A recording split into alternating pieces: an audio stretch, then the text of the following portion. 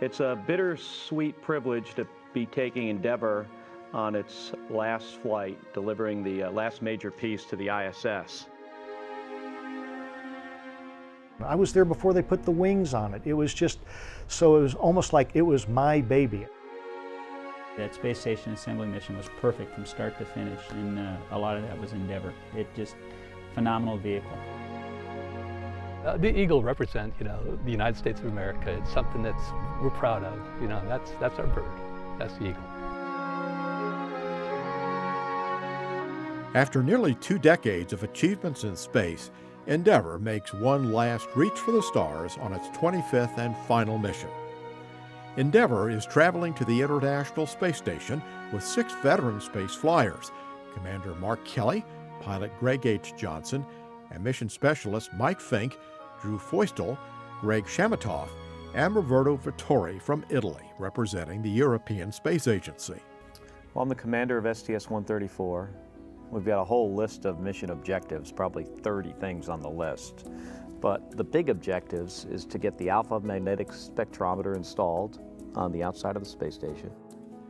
The 15,000-pound AMS is a massive particle physics detector that will attach to the International Space Station. Its job, to search through cosmic rays, looking for proof of dark matter and antimatter. In my mind, this is like the Hubble Space Telescope. I mean, it has the same type of potential for revolutionizing our understanding of the universe. They're also delivering critical spare parts to help keep the station up and running for years to come, along with the shuttle's orbiter boom sensor system. Feustel, Fink, and Chamitoff will rotate through 4 spacewalks, the last performed by shuttle crew members for the remainder of the Space Shuttle program. And when Endeavour makes its final touchdown on the runway, it will end a storied flying career for the youngest of NASA's shuttle orbiters. Even Endeavour's beginnings were unique. It was built as a replacement for Space Shuttle Challenger, and named for the first ship commanded by explorer James Cook. At the time of the Challenger accident, astronaut Barbara Morgan was part of the Teacher in Space program, serving as backup to teacher Krista McAuliffe, who launched aboard Challenger on that fateful day in 1986.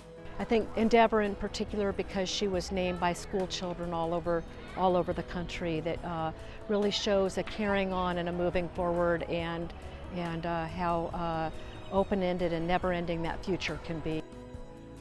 Like all shuttle orbiters before it, Endeavour was built by Rockwell in Palmdale, California. That's where astronaut Bruce Melnick's bond with Endeavour began. My first job as an astronaut, even before I was a qualified astronaut, was to represent the astronaut office out in Palmdale, where Endeavour was being built. So I got to see her being built from scratch to finish, got to see the wings put on, and it's amazing. The nation's brand new space shuttle was delivered to Kennedy Space Center on May 7, 1991, exactly 1 year before its maiden flight. It was great to see Endeavour come in. We knew why it was coming, because it was replacing Challenger. So it was going to be the new fleet leader and the new kid on the block. Melnick was on Endeavour's first flight, STS-49. The 7-person crew faced an ambitious 8-day mission to repair the stranded Intelsat 6 satellite. I'll never forget when Dan Brandenstein, who was the chief astronaut at the time, asked me if I wanted to be on the first flight of Endeavour. I mean, you could hear me hooting and hollering, because that was going to be the premier mission at the time. Endeavour made history again during the last shuttle mission of 1993, when 7 astronauts upgraded the Hubble Space Telescope and improved its vision. It was an extremely complex flight, involving 5 back-to-back spacewalks. And in the end, all the hard work paid off. The telescope's new second-generation wide-field and planetary camera beamed back grand images taken with dazzling clarity. And Endeavour helped to carry the load in the construction of the International Space Station, including the very first shuttle flight to the fledgling outpost, STS-88. Endeavour delivered the American Unity module, and astronauts connected it to the Russian Zarya module already in place, and the station was born. Kennedy Space Center Director Bob Cabana commanded that cornerstone flight. I have to admit, because I got to command Endeavour on that first space station assembly mission, I'm a little partial to Endeavour. But less than 3 years later, the nation was stunned by the terrorist attacks of September 11, 2001. On December 5th, all eyes turned to Kennedy Space Center, where Endeavour waited to make the first flight after the tragedy. Mike, first we'd like to say thank you to the entire KSC team for getting Endeavour in great shape. And secondly, from the entire crew, we're all well aware that for over 200 years, and certainly over the last 2 months, freedom rings loud and clear across this country. But right here and right now, it's time to let freedom roar. Let's light them up. 1, we have booster ignition and liftoff of the Space Shuttle Endeavour, pushing our goals skyward using our station in space. Endeavour lifted the nation's spirits with a spectacular launch at the twilight's last gleaming. After 2 more flights, Endeavour entered an extended downtime for planned maintenance and upgrades, including the new glass cockpit and a global positioning system for landing. I think the missions you remember the most are the missions that were the toughest to get there, but we met our goals on the way. You know, we powered up in time after coming out of a major power down period and the major upgrades with the glass cockpit.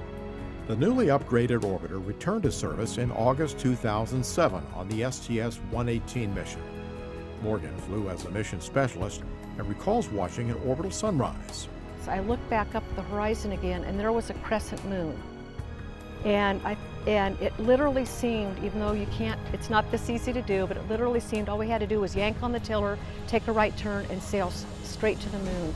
And that's when I really understood how natural and how right space exploration, human space exploration is. And Endeavour played a big part of that.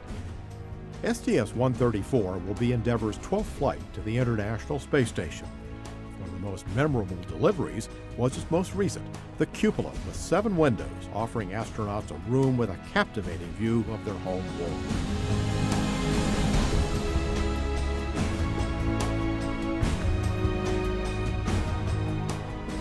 After 30 years, the shuttle program is coming to a close. When you look up and you see that vehicle take off the launch pad, I mean, it's just such a sense of pride, and you feel the shock waves hitting you in the chest, and it just vibrates you. It just brings a tear to your eye that, you know, we're a part of that program. And then to see Endeavour go up, the last ship that I flew, and I was on her maiden voyage, and she, you know, treated us so well. To see her go into space for the last time, knowing that she's going to be retired after this flight, is going to be a real sad day.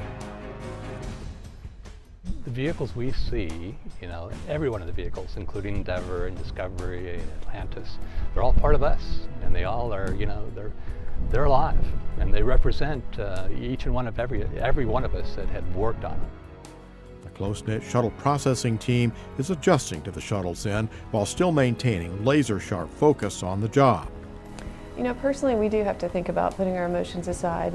We have our job number 1, which is to get this vehicle prepared safely for the mission at hand with STS-134 launch. But the toughest moment will be that final wheel stop when Endeavour returns to Earth for good. Houston Endeavour, we'll stop. Roger, wheel stop, Endeavour. Welcome home. I didn't want to get out of the seat. I mean, this was my spaceship. You know, it really, that was hard getting out. In fact, of all the things I've done, it was hard. Getting out of that seat and giving Endeavour back to the team was, that was tough. When Endeavour flies for the last time, it'll